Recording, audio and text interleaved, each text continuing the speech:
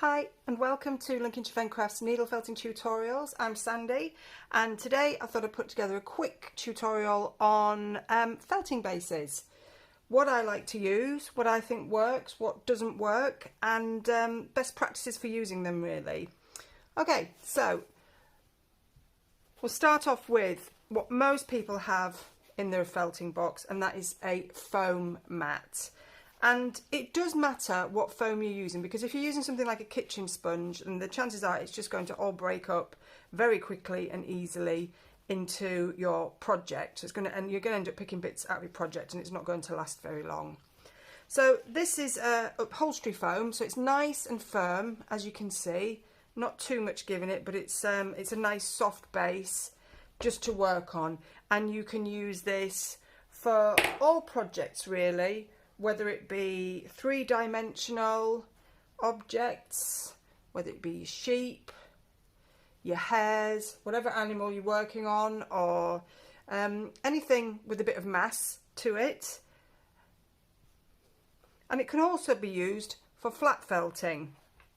So when you are using your mat, there are a couple of things to be aware of.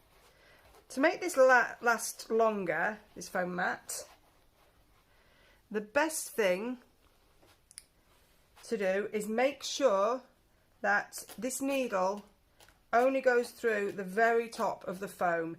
If you are going all the way through the foam, really at it like this, I'll show you what happens. You are felting all of that wool into the actual mat itself. So as you can see, when you pull it away, can you see how all those fibres are actually quite deep into that mat? Now if you're felting for quite some time, then that's going to be a problem. So I'm just using a fast felting tool here, which I'll get onto. Now let's see. So now you can see, again, all those fibres are catching quite deep into that foam. So you don't really want to be doing that. You just want to be just gently catching the top of the foam. There's no need, because you're not doing any more felting work by doing that. The crunch is really satisfying, but that's all you are doing. And the same applies if you are felting something three-dimensional. This is less of a problem because really you're not, for most of the time, you're not actually going to touch that foam. But when you do, again, make sure you're just going through the top. Now to protect this foam and stop the need for replacing it at all really, you can use a felt topper. And this is 100% wool felt that I've got here, and it's quite thick. So what this does is it gives you that nice foam base to work on, and if you like working on foam and you like the feel of it, you can continue to do so. But it just means that it becomes very eco-friendly, and it's going to be a very long time before you actually need to replace that foam, if at all, depending on what you're making. And again, if you're doing something flat felted, you can still do that. What you can't use on this, because it's quite thick, is a punch tool. It won't work because you've got 7 needles there wanting to go through one area, so that won't work. So if you were using a punch tool on there, then the option would be for something a bit thinner, 2 or 3 mils, and you could flat felt quite easily.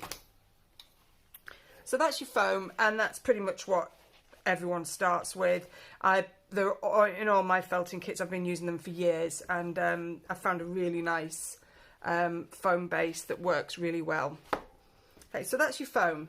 The other thing I really like using is the Hessian rice mat, and it's just a piece of Hessian, and it's a close woven Hessian. Don't get the loose woven Hessian because it won't last very long. But again, I'm going to show you a tip to make it last a lot longer using the felt toppers again. So I've just sewn that up. I'll put all the links in the comments for the punch tools, the mats, etc. For you, and make sure you subscribe down below as well, then you'll get notifications of when any tutorials are available. So filled with dried rice, I suppose you put lentils in there, whatever you want, anything dried, but I like rice and I like the flexibility this gives. So if you were, say, doing, let's say you're doing a lot of bunny ears and you really wanted to speed that process up, and I'm all for speeding things up, this is ideal because, again, you've got that 7 needle punch tool. What it's got a guard on it, and that just pops up and down every time you press into the mat. There we go. And you can see how quickly that goes on. In fact, I'll show you on a fresh piece of wool because that's already felted.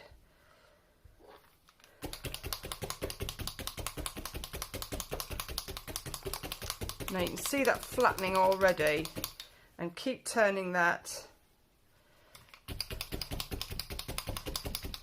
And that massively speeds up the felting process. So if you're making lots of gifts, you could be doing gnome hats, which are quite large and take quite a bit of felting. So if you want to speed up that process, rather than just use 1 or 2 needles, then these are brilliant. Or you could use the wooden multi-tools, which are also good. But I love this, we're on the big guns. There we go. So you can see that's starting to felt together, but the problem again is obviously you've got fibres sitting in this Hessian mat, and also this will, with a lot of use, start to get holes in it.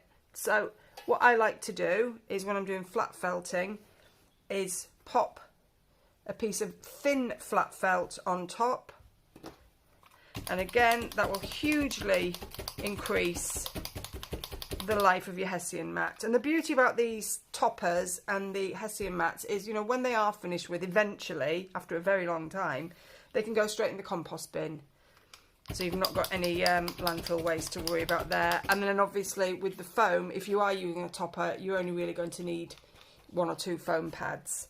So again, they're all reusable. They're not, you know, it's not like anything is single use.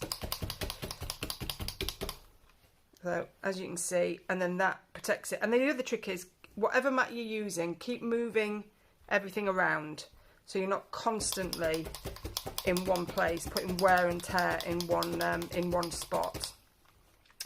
And then what the rice mat as well is also brilliant for is pictures. So I have some larger ones, and you can lay out your whole picture, and what you do is you use your back, whatever backing you're using. I always like to use, this is a Shetland pre-felt, so it's what it is. It's pre-felted, but it's quite flexible. There's a lot of movement in that. And then what you do is you lay your wool fibres. So this has got the backing on, and then you lay your wool fibres on your piece of flat felt.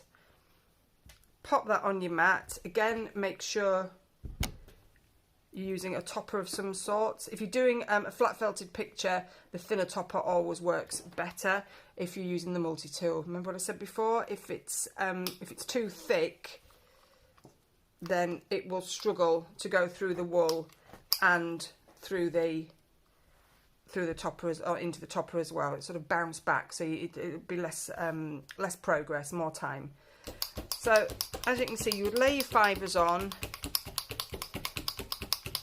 and you can flatten them all out, felt them in really nicely with this punch tool, and it's so much faster. So if you're doing pictures, if you're doing lots of, if you're doing gifts for people, and it involves quite a lot of flat felting, whether, especially at Christmas, I suppose, when you're doing the gnome hats, or if you're doing lots of bunnies, or if you're running a business, and you're doing, you know, you want to get lots of things done really quickly, but really well, then this is definitely something you need in your felt toolbox. So that's how you would use that. As you can see, just sticking slightly to that topper, but not too much, and everything's perfect underneath here. So that's about it really. Again, just quickly go over, you've got your foam mat, perfect for pretty much everything, protect it with some sort of felt topper that will stop you from needing to probably buy one ever again. Never say never, but really, you know, when you look at how thick that is, and again, it's much more eco-friendly, so you're only using one piece of foam and it's lasting, you're not having to replace it. And then you can actually as well use these toppers on their own. If you are using these, then I would use 2, because it will stop the needle from hitting the surface below. So when you go through, it's just catching that top layer, because it's thick enough to protect and work on, but it's not so thick that it's actually going to blunt the needles. There's a fine line between the two. Getting a piece of felt that's that thickness wouldn't work because it would be too dense, so that's why you would have 2. But if you're working 3-dimensionally all the time and you're not really doing any flat felting, then 1 would be absolutely fine. So there you go, that's it. That's the felting bases that I like to use.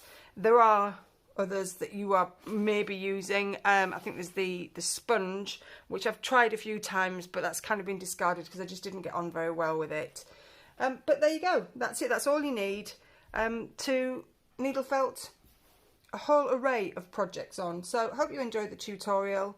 Don't forget to subscribe down below, and hopefully you'll be joining me next time. Bye.